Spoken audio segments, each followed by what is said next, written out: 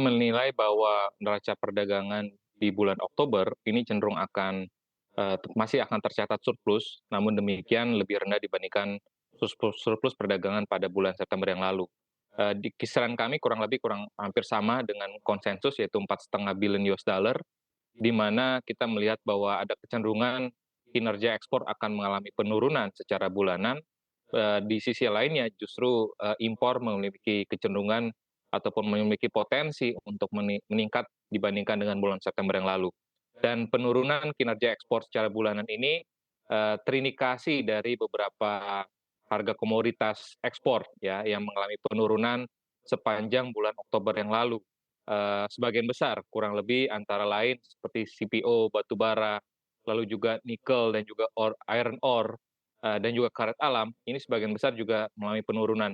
Belum lagi juga ditambah dengan penurunan aktivitas manufaktur dari mitra dagang Indonesia, terutama adalah, Uni Eropa dan juga Amerika Serikat.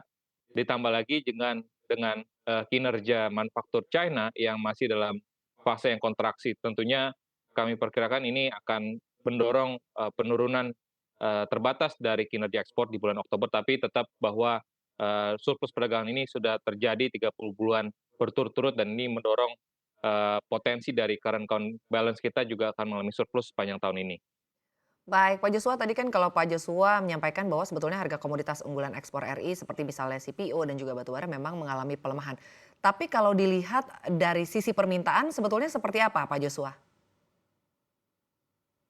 Ya, utamanya kan kita melihat dari mitra dagang utama kita ya, seperti tadi Eropa, Amerika Serikat, Tiongkok, ini 3 negara utama yang cukup penting bagi Indonesia, ditambah lagi juga dengan ASEAN tentunya.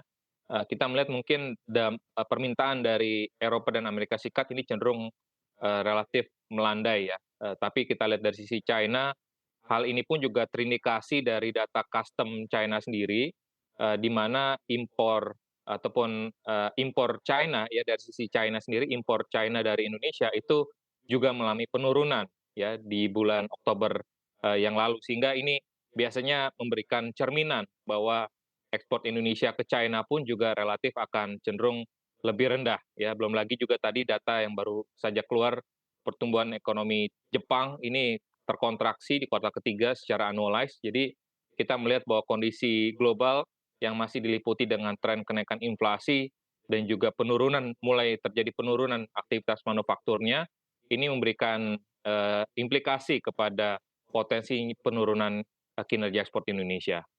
Baik Pak Joshua, tapi kalau kita bicara mengenai harga begitu ya, sebetulnya untuk proyeksi harga komoditas seperti misalnya CPO dan juga batubara di sisa tahun 2022 ini akan seperti apa Pak Joshua?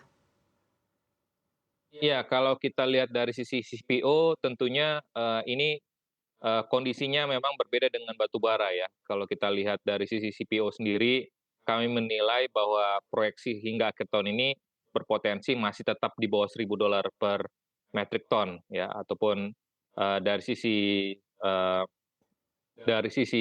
batubara, kita lihat per posisi terakhir itu masih di atas 300 ya, meskipun sudah mulai relatif turun melandai di bawah sudah, sebelumnya sempat di atas $400 per ton, tapi trennya sudah mulai mengalami, penurunan ya, sehingga apalagi dengan kondisi proyeksi ekonomi dunia tahun depan ya, Eropa, Amerika Serikat, bahkan negara-negara di Eropa sendiri berpotensi masuk dalam resesi, tentunya ini kembali lagi bisa mendorong untuk, harga komoditas baik sipil dan batubara di tahun depan ini akan, melanjutkan, pelandaiannya ya, artinya cenderung akan kembali melandai, tapi khususnya tadi CPO masih di kisaran $900 per ton dan juga dari si batubara saya pikir sampai akhir tahun ini masih di range 300 sampai $350 per ton. Baik, Pak Joshua, tadi kan Pak Joshua menyampaikan bahwa harga komoditas CPO dan batubara ini kemungkinan akan terus melanjutkan tren penurunannya. Tapi jika demikian, apakah masih bisa menjadi penopang kinerja dari ekspor RI begitu, Pak? Ya, setidaknya kita melihat sampai dengan first half tahun depan, kinerja ekspor khususnya dari sisi komoditas ini masih tetap akan menopang dan ini 2 komoditas utama ini tentunya kita harapkan ini menjadi, apa namanya, pendorong ataupun, yang bisa menjaga kinerja, perdagangan kita ya, setidaknya sampai dengan first half tahun depan.